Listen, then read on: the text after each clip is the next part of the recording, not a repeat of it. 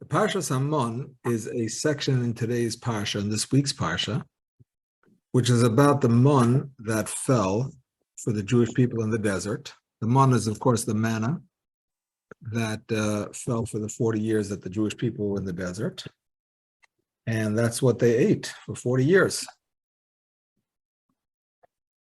And it says that it's a good thing to say this Parsha every day or from time to time, because it strengthens a person's belief in Hashem, that Hashem gives every person exactly what they need. No more and no less. Just like the mun, every person got the portion they were supposed to get. If you collected too much, miraculously, it went back down to what you needed. If you collected too little, miraculously, it expanded. So we think that we are big machers and we run around and we make deals and we work and we schwitz. And the truth is we have to go to work because we have to support the family, and that's part of the mitzvah of having a family, and so on. But nevertheless, a person has to know that Hashem is the one that is making it all happen. He just wants us to do our part. Just like when it came to the mun. You had to go and fetch the mun. Some people had to go just outside the front doors and there it was. Others had to go further out, outside the camp, and others had to go even further out. So some people have to work harder. Some people have to work easier. But ultimately, it's all from Hashem. Yes, Susan. I was reading the Parsha and the story, actually, and it was saying that the Jewish people were complaining that they were relying on miracles. And I don't know if they didn't say it scared them, but they didn't like relying on miracles. Could you comment about that? With reference to the manna. In other words, they complained about the mun. It was not in this week's Parsha. In this week's Parsha, they got it and they were happy with it. But in the Torah portion of Baha'alosa, which is coming up after Shavuos, they complain about it.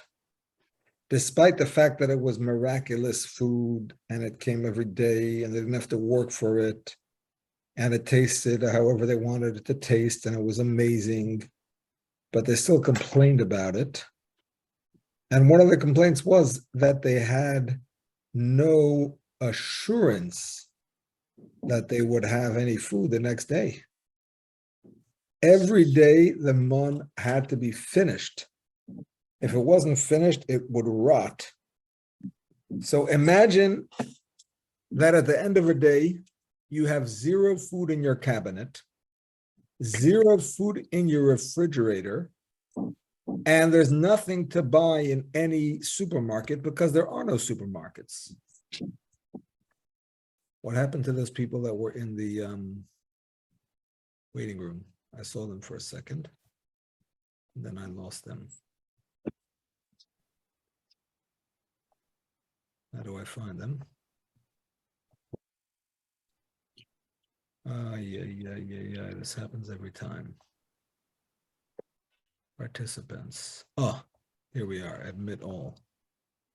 Okay. So that was their issue. Their issue was that they had to really believe that Hashem was going to provide them with their needs. And it wasn't easy. It wasn't easy to believe, even though it happened every single day for 40 years. But because it was miraculous, they still had to believe in it. And that wasn't easy. And we can say the same things about ourselves. You know, Hashem takes care of us in ways that are miraculous, even if we can't recognize it or don't always recognize it. So why do we all of a sudden get nervous if we lost a job, God forbid, if we're having some other crisis, financial or otherwise? Just like in the desert, they trusted that Hashem would continue to come through to them, or they were supposed to trust. Some of them had a problem with it, but they were supposed to trust Hashem. But just like he came through for them miraculously for 39 years and 364 days, he would do it for one more day. And the same thing with each and every one of us. So that's a lesson, not to make the mistake that they made. So in some Siddurim, they actually print this section, and people say it every day because it strengthens one's belief, like I was saying, in the fact that Hashem is providing for every person. And another point is that it helps us have faith. Want to mute yourselves? There you are, mute all. All right, you're all muted, but you can unmute yourself as you see fit. Okay, so the point is that there's two aspects to this. There's the aspect of emunah, and there's the aspect of bitachon. Who would care to translate those words for everybody?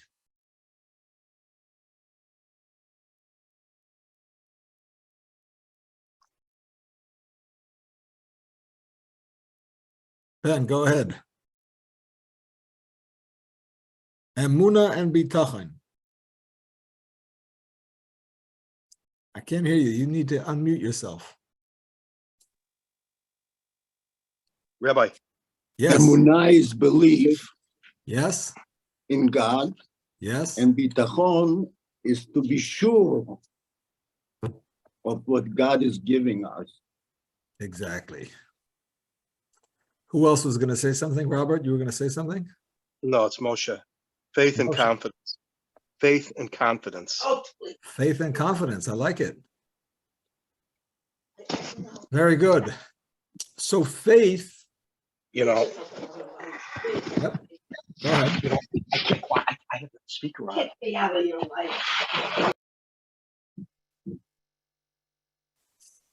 So emunah, which is belief, basically, faith, that's an underlying belief that you have all the time.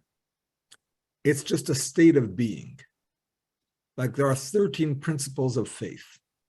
We believe Hashem is one. We believe he has no form. We believe there are not two of God, so to speak. And he has the power to do as he wills.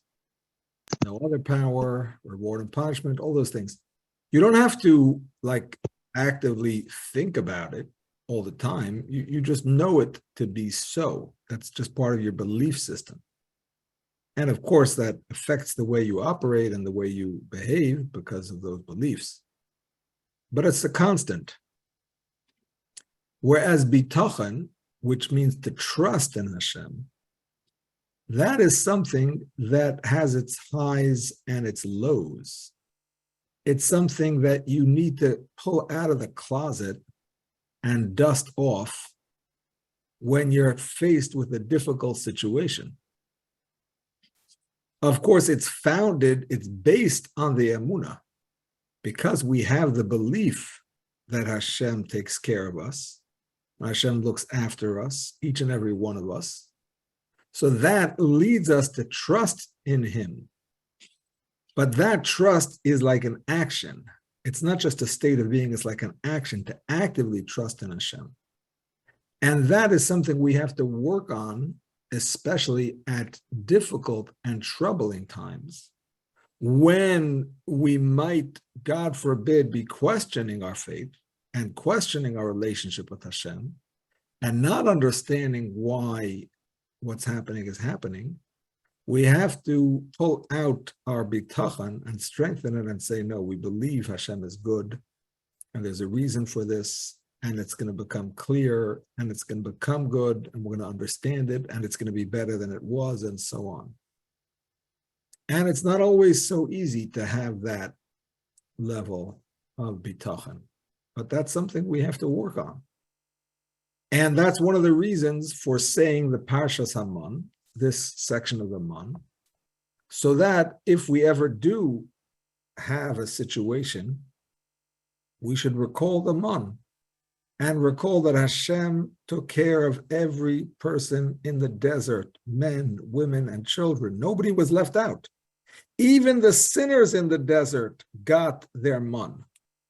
You know, in the morning that they worshiped the golden calf on the 17th day of Tammuz, in their first year in the desert, when they were preparing that whole night to worship that calf, and Aaron was making it, and they were getting ready to dance around it and sacrifice to it, and everything else they did, guess what? That morning, the man fell for each and every one of them anyway.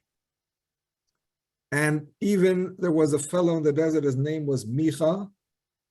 He was from the tribe of Dan. Actually, I don't know if he was from the tribe of Dan. His idol ended up in the tribe of Dan. I'm not sure what tribe he was from. But anyway, he had an idol with him throughout the time in the desert, including when they were crossing the sea. He had this idol with him. And he also got his man every day. Because Hashem takes care of sinners too. And Hashem is hoping that they're going to do tshuva. So reading this strengthens that, should strengthen that in a person's mind and help him achieve that, should it become necessary. I still remember an article I read after Shalom Mordechai Rubashkin was convicted.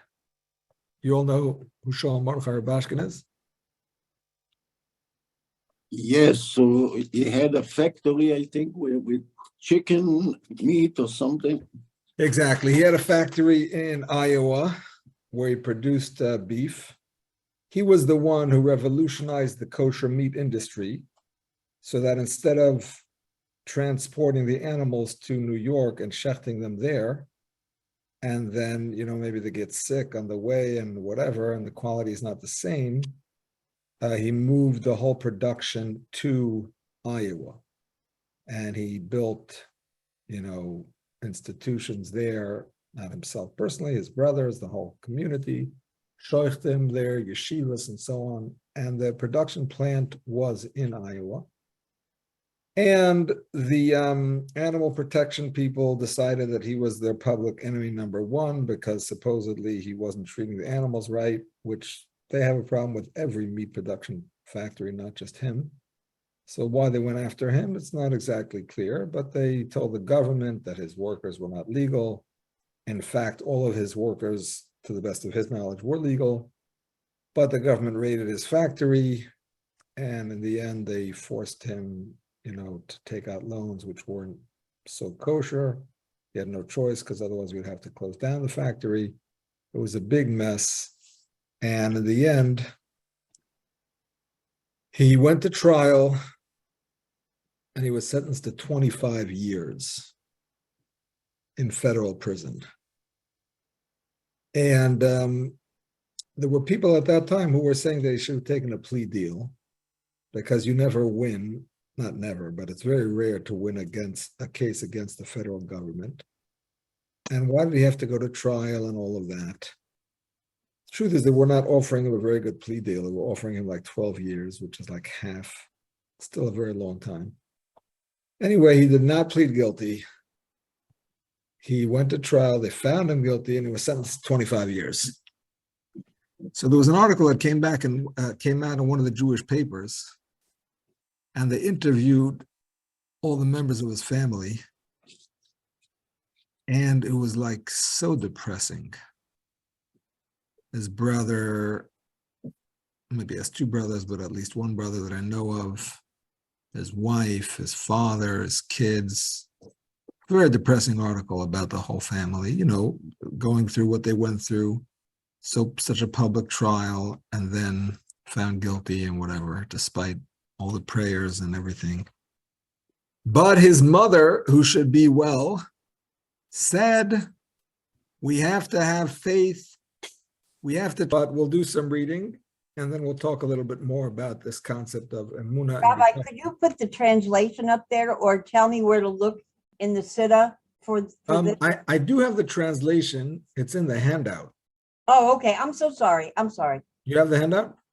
No, I don't have any ink. Oh, I don't think we've received the handout. I didn't as an okay. email. That's Maybe probably- others did. Did I have anybody else not- get it? I have not received the handout either.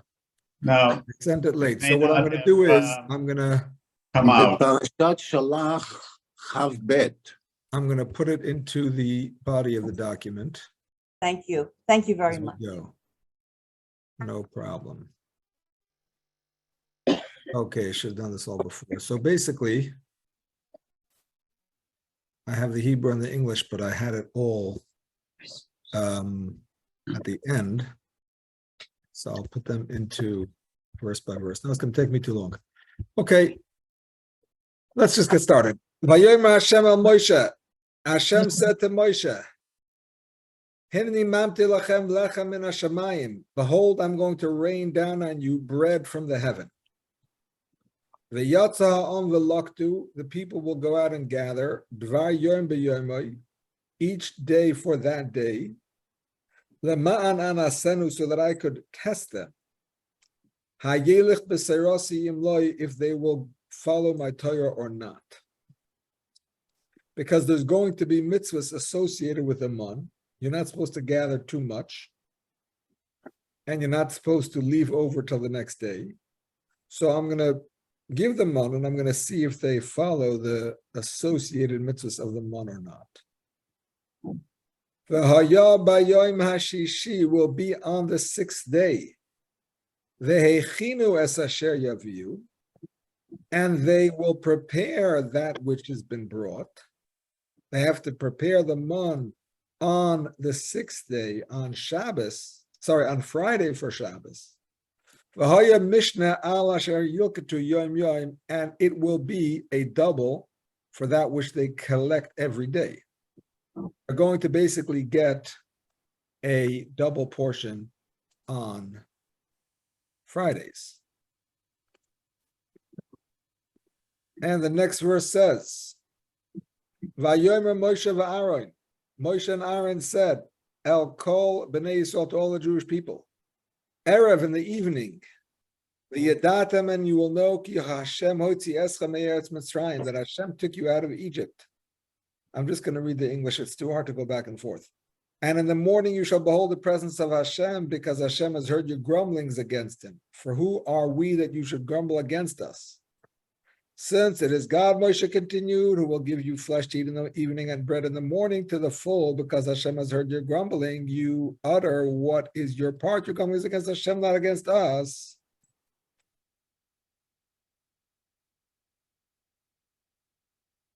Okay. I'm going to skip to the bottom of page 1. This is what God had commanded. Each household shall gather as much as it requires to eat. An omer to a person, for as many as you are there. Each household shall fetch according to those in its tent. So if a family was a family of 10, you took 10 portions. And the adults and the kids, everybody got the same amount. The Israelites did so, some gathering much, some little. But when they measured it by the omer, top of page 2, anyone who had gathered much had no excess, and anyone who had gathered little had no deficiency. Each household had gathered as much as it needed to eat. This is the idea that you can run around thinking that it's going to make you more money, but it doesn't really, because it's all up to Hashem. I had somebody here at my Shabbos table once who told me that he went to a city once where he was going to have an important business meeting. And he went to daven Shacharis in the morning with a minyan, as he usually does. But it was going to be tight, because he was going to be late for that meeting if he would stay till the end of davening. And he was nervous because he didn't know the city so well, and he had to make sure to come on time and find parking and be there on time, blah, blah, blah. So he was like davening a little bit quicker and finishing a little bit earlier and running out right away.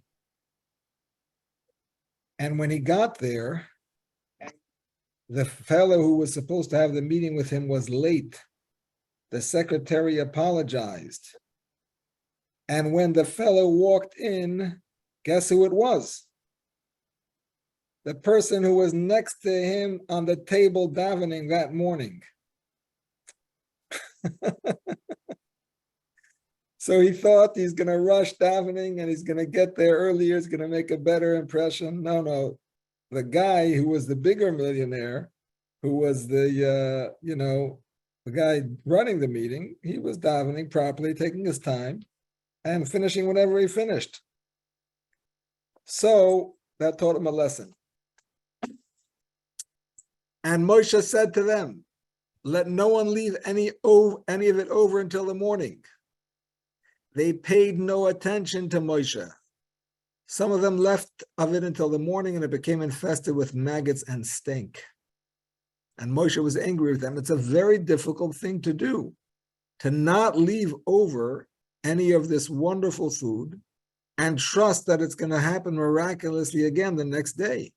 And most of them could not pass that, I don't know about most of them, some of them could not pass that test. And that's why they left it over. So they gathered it every morning as much as one needed to eat, for when the sun grew hot, it would melt. On the sixth day, they gathered double the amount of food, 2 omers for each. Meaning to say, they didn't intend to do this because Moshe had never told them they needed to gather double. They gathered one. When they got home, miraculously, it was double. So the chieftains of the community came and told Moshe, he said to them, this is what God meant. Tomorrow is a day of rest, a holy Shabbos of Hashem. Bake what you would bake and boil what you would boil. All that is left put aside to be kept until the morning. So they put it aside until the morning as Moshe had ordained. It did not turn foul. There were no maggots in it. Then Moshe said, listen to this pasuk because it's a very important pasuk. Eat it today, for today is Shabbos for Hashem.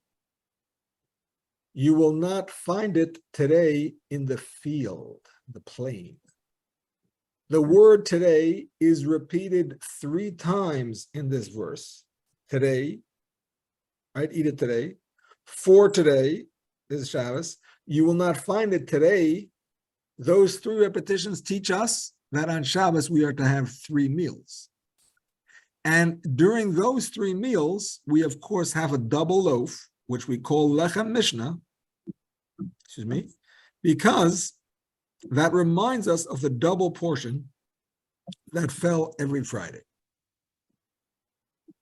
So we'll talk a little bit more. I think that's enough reading for now. We'll talk a little bit more about emunah and bitachon, faith and trust. First, I should pause for any questions because I'm talking for a long time. Any questions?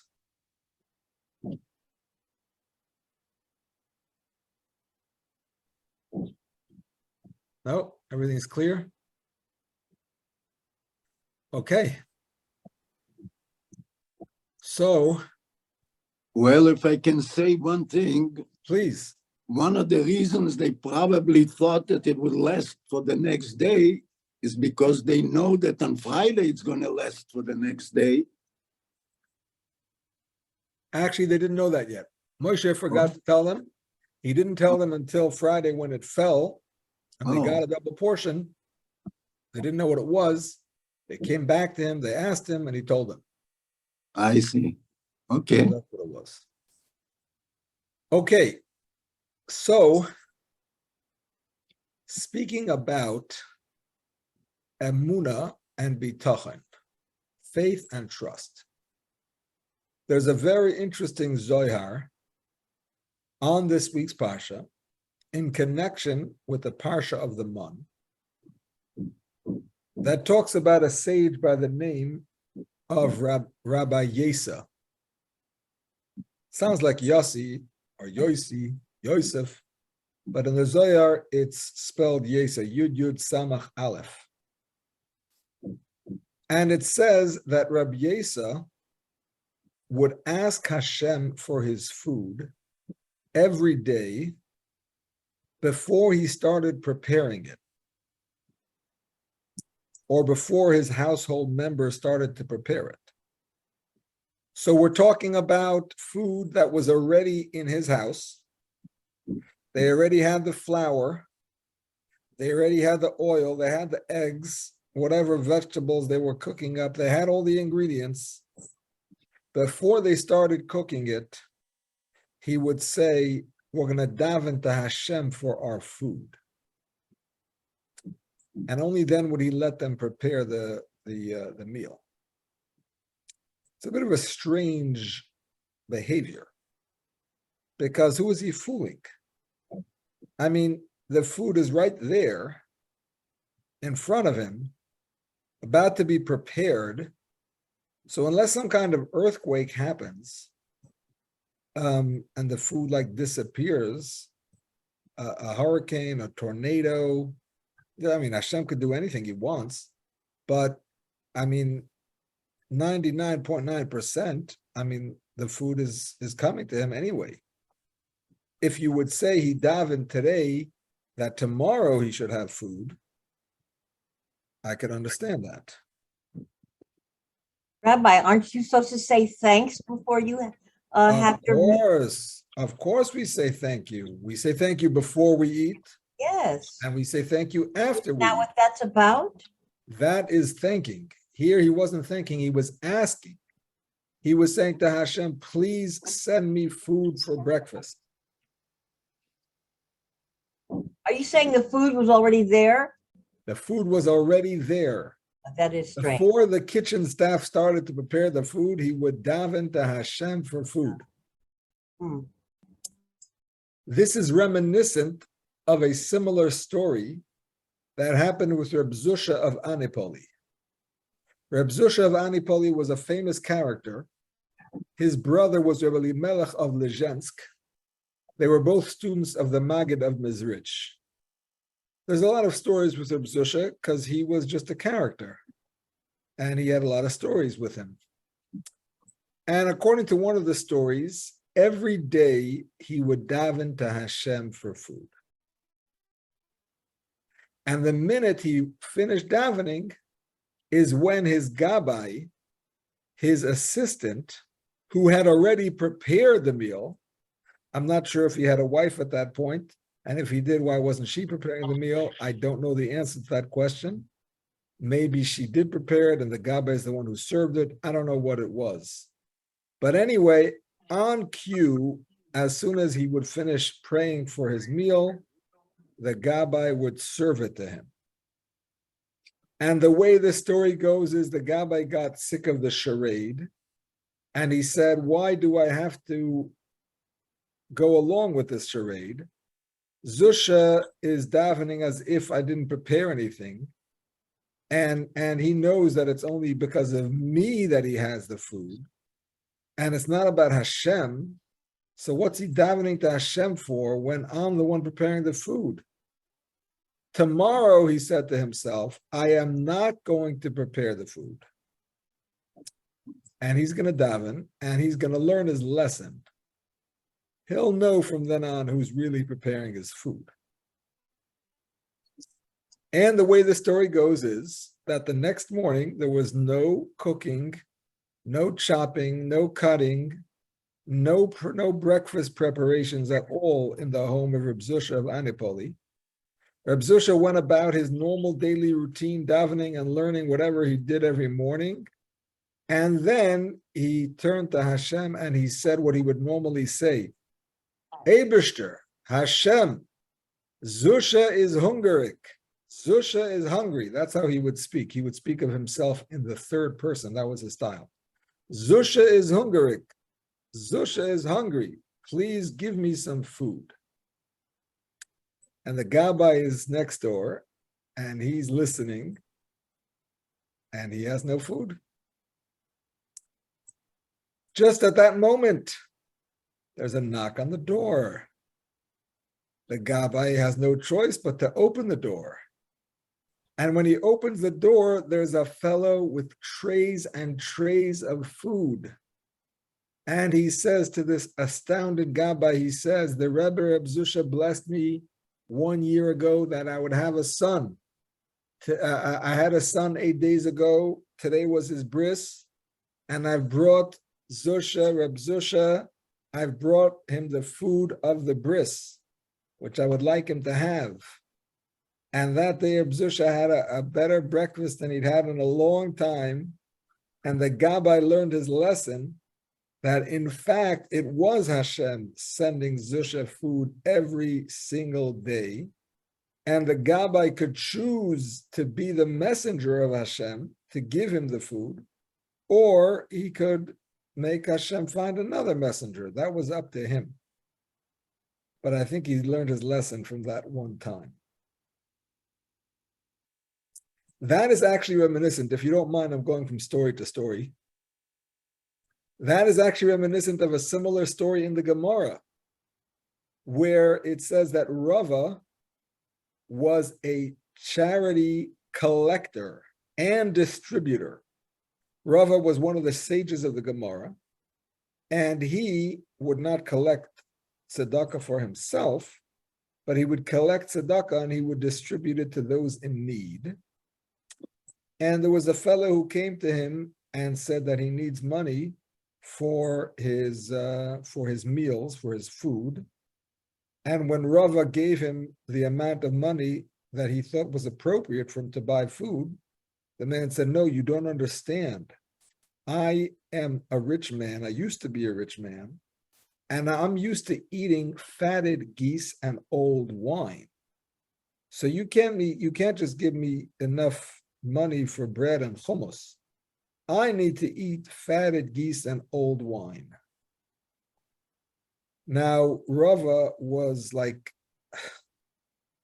in theory, he is right, because you are supposed to provide a person with whatever he's used to. A person who was wealthy and is used to a certain lifestyle, if he falls on hard times, the charity fund is supposed to give him what he's used to. But Rava didn't feel that he was able to do that. All of a sudden, Rava's sister showed up, who he hadn't seen in years, and said, my dear brother Rava, I brought you a meal of fatted geese and old wine, because I know you like these things. And Rava realized that that was from Hashem, that he should pass it on to the poor person, felt he really needed it, which is what he did. So we have to go back to the story of Rav Yesa and examine it a little bit. But before we do that, I'll stop if anybody has any questions.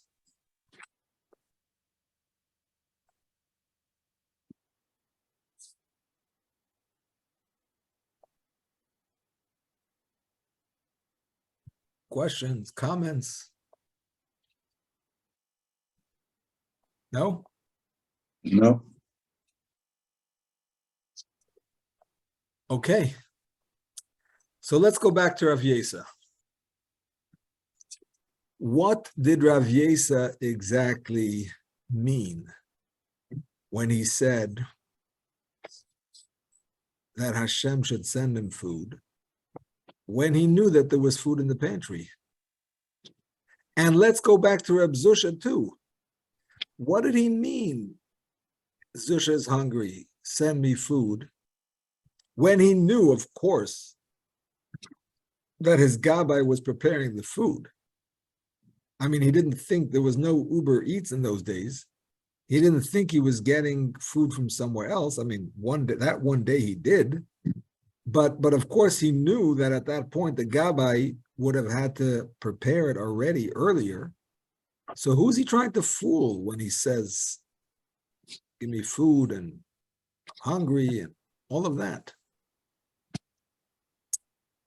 He didn't try to fool anybody. He knew the source where the food is coming from. Go ahead. Don't stop. That's what I'm thinking. Yes. So he knew that the shlichim are not the souls; they're just shlichim. Exactly. So here's what it is. Just like a person who has bitachon, who has faith and trust in Hashem, even when it doesn't make any sense, there's no logical way that he can get out of a situation. It seems impossible. He seems locked in to whatever trouble he's in. But he trusts because Hashem is not locked in. Hashem could change everything. You might think that the diagnosis says whatever it says. You know, the doctors sometimes say you have 2 months to live, God forbid, or whatever prognosis they give. But that's just their opinion. Hashem could have another opinion. Hashem could change things in an instant. Something that appeared to be a big problem can turn out to actually be nothing. There's a famous story. It's printed in My Story. Here's My Story about the Lubavitcher Rebbe. Have you seen that book? No, I didn't. I want to get it and show it to you, so you should be able to get it. It's an excellent book. Hold on one second.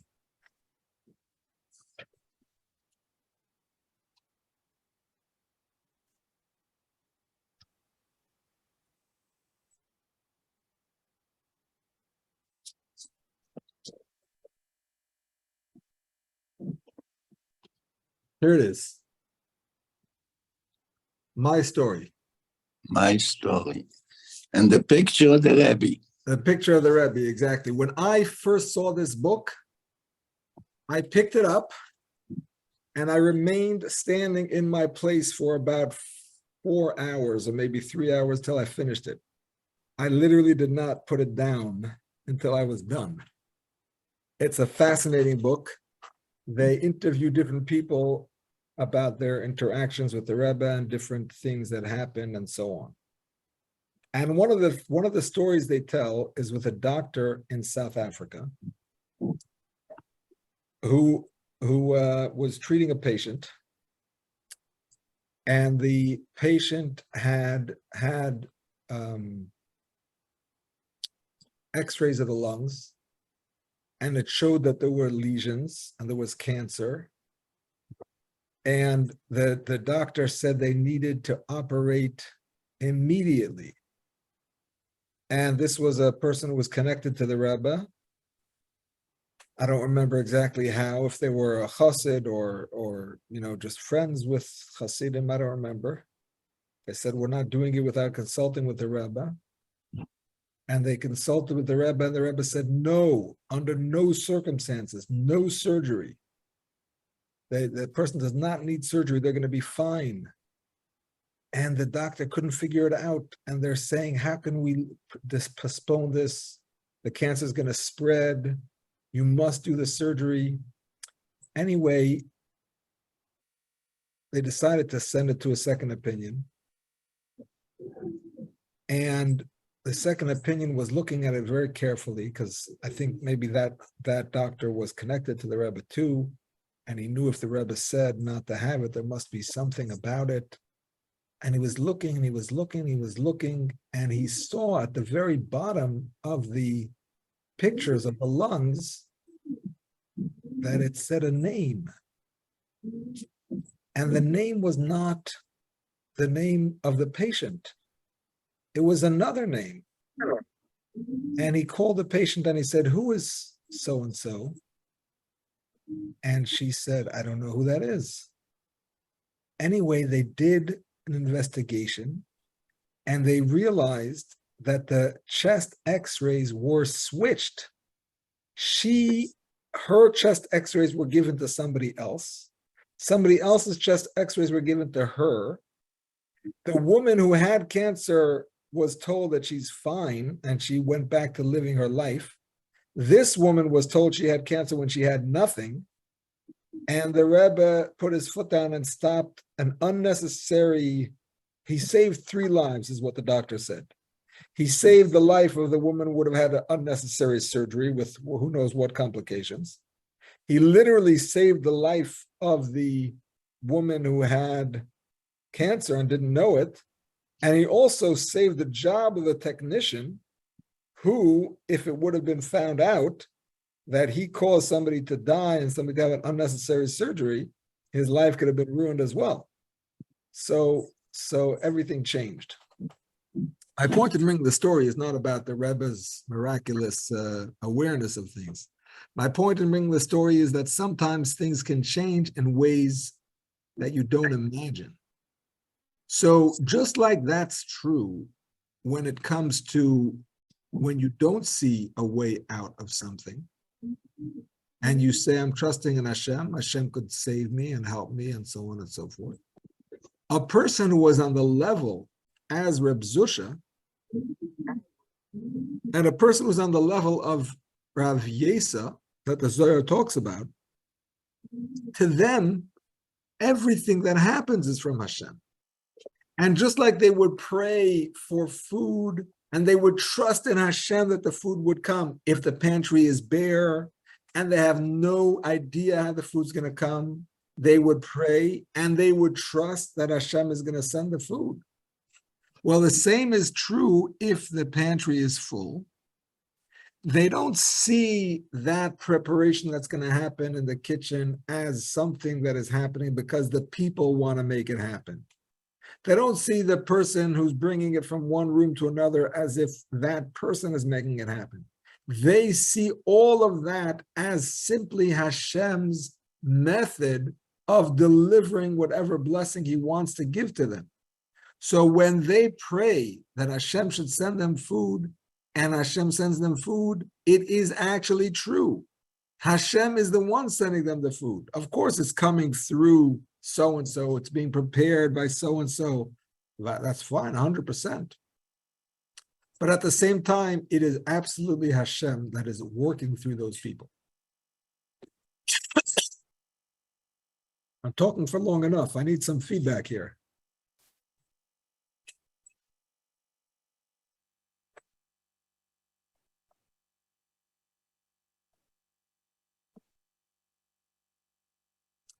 No feedback. Isaac, go ahead. Have to unmute. Oh, Yes. I was only going to say that one thing we've learned also from the Mun, I mean, the idea that for 40 years you were never allowed to have anything on the side in case you got hungry. You ate what you ate. Good for your diet, actually. Maybe, and well, I'm sure it was. But the idea that you had to daven and you had no other way of getting here in the middle of a desert. So that kind of repetition is incredible. But one of the points I had learned about it, once you do hishtadlus, if you recognize you have to do something, and again, this is a question of sincerity. People always say, well, how do I know how much is enough? You got to knock yourself out. If you know yourself whether you did everything you can do or not, okay? So the Baira Olam also knows whether or not you're just, getting by. But no matter how much hishtadlus you did, you got the same portion. If you ran out in the morning and collected and collected and collected and collected and you came back home, you had 1 omer.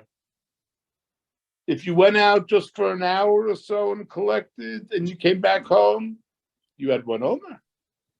So the idea of, I got to keep doing hishtadlus and killing yourself to that point is not necessary. And it's an important point also. But it has to be sincere. If you sincerely did your best and knocked yourself out, then whatever portion you did is enough for, Hashem, give me an eye of a needle and I'll open it up in 2 a way. And I've seen it. Over my 35, 40 years of practice, I've seen it a number of times. And never fails to impress me. Nice. Yasher koyach. Shkayach. So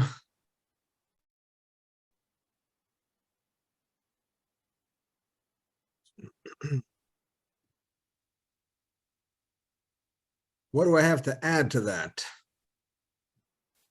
So just going back to the mun. So the custom is to say this parsha that we just read every day. Some people have this custom. It's printed in some Siddurim. And we say it even on Shabbos, which is an interesting thing, because they actually did not collect the mun on Shabbos. So, and it's also emphasizes the point that saying this parsha, you know, there's a custom that is brought down in the name of Reb Mendel of Rimanov to say this parsha on the Tuesday of Parshas Beshalach. Today is the Tuesday of Parshas Beshalach, which is why I chose this topic for the shir. Why the Tuesday? I don't really know, to be honest. Tuesday is like a good day. Hashem said Ki Toiv twice on Tuesday. But it's not in the section, it's not in the third section of the parsha, right? The Chabad custom is to read one section of the parsha every day. And based on that, I believe it would be a Thursday reading.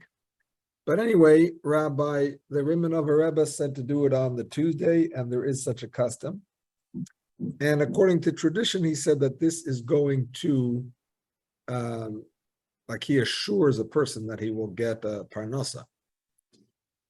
I think also Erev Rosh Chodesh. Erev Rosh Chodesh is the Tfilas HaShalah. Oh, Shalah, right, I'm sorry, correct. Yeah. Good children. Yeah. So now we have to remember, what is a segula and how does a segula work? There's all kinds of segulas. But the way the segula works is not by a hocus pocus. It's not, you say this and that happens. Abracadabra. You know, you have Malava Malka, you're going to be blessed in the coming week with blank. You have Shalashudas, you're going to be blessed in the coming week with blank. You light Shabbos candles in the best way, you're going to be blessed with blank. It's not like, it doesn't work that way. The way it works is that every mitzvah that is a segula has a message to it. And when you fulfill that message, you become a keli, you become a receptacle for that particular bracha that the segula is associated with. So when we say that saying the Parshas Hamon is a segula to get a parnasa, we don't mean it's like a magic trick. Do this and you get a parnasa. That's totally not what it's about. On the contrary, it's about knowing that you actually are not the one that's going to make your own parnasa, not through saying this and not through going to work either. It's rather Hashem that is going to give you the parnasa. Hashem is going to provide to you whatever you need. You do your part and Hashem will do his part. Trust in him and he will deliver. That's the message of the Parshas Hamon. So it's not the saying of it mechanically that's going to accomplish anything. You can say it 100 times, but if you don't get the message of it, It's not going to accomplish this. You can say it once, maybe once a year, maybe once a week, maybe even once a day.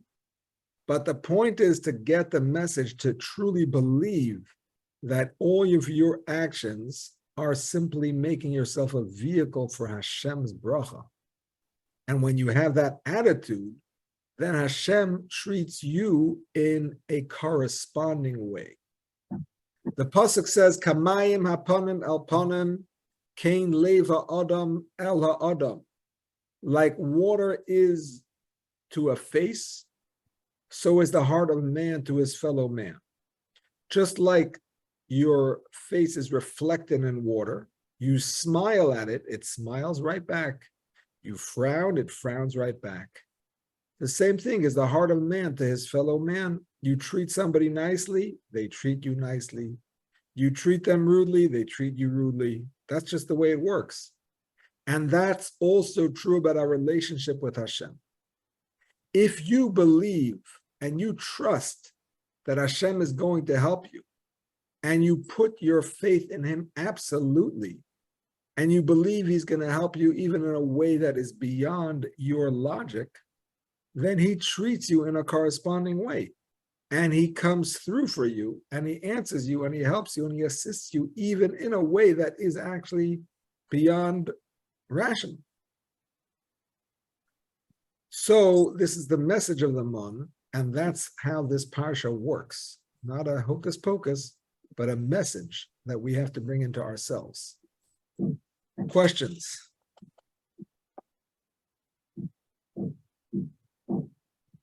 There's somebody who always asks for a 2-minute roundup, but he's not here today. What's his name? David, David. He's missing. Where is he? I don't know. Okay. He had some surgery. I don't know what condition he's in now. Let's see. Okay. David he goes by David. Okay. So the 2-minute roundup is as follows. To have bitachon means to have trust in Hashem, that he's going to help you even in a way that you don't understand how it's going to happen. Now, before I continue the roundup, I want to point out that some people ask a question. How do you know that Hashem is going to help you? If Hashem is giving you a trouble, it's because obviously he felt that that's what you need at this point for whatever greater good. Everything is for the best. So maybe this situation of having that trouble, which is for the best, is going to continue. How do you know that it's going to be remedied and fixed and so on and so forth? Maybe the trouble is going to continue, but it's for the best. So actually, some understand that that's what bitachon means. Bitachon means that you trust that Hashem is going to do whatever is the best. And if it's the best that something bad happened, okay, well, that's the best. And I trust that that's what Hashem, if Hashem's doing it, that's the best. It may not be what I like, but who says I know? Exactly. So some say you cannot trust necessarily that what you want is going to happen. You just have to trust that Hashem is going to do what he considers best. But others understand, no, literally, you trust that Hashem is going to save you. He's going to save you. Now, how can you trust that if maybe he has a hidden reason why he's not going to? The answer is, in the very merit of your trusting in Hashem, even if before now you didn't deserve the salvation, and that's why you were going through whatever you were going through, but in the very merit of your trusting in Hashem, just like the heart of man is to man, like water is to a face, Hashem treats us in a similar way. You throw your trust to Hashem, and he responds. You show that you believe in him, and he responds by believing in you. You show that you believing and help you in a super rational way, and he does that. So this all helps us explain the behavior of Rabbi Yesa and why he davened for his meal, even though it was being prepared, and Rabbi Zusha the same way. And that pretty much rounds it up. Thank you, Rabbi. My pleasure. Thank you. Have a good week. Thank you, You Rabbi. too. Stay safe. Thank you, Rebbe. Pleasure. If I can do for you anything when you come to Chicago, let me know. Thank you. I'm staying only for one night. I'm coming Oh. Sunday morning. Frontier Airline just told me they're changing my flight from 6:45 Enjoy. to 3:45 a.m. So I'm not so happy about that because I don't want to be late. But yeah, so yeah, but I'm leaving the next morning. But thank you. Okay. Okay, all the best.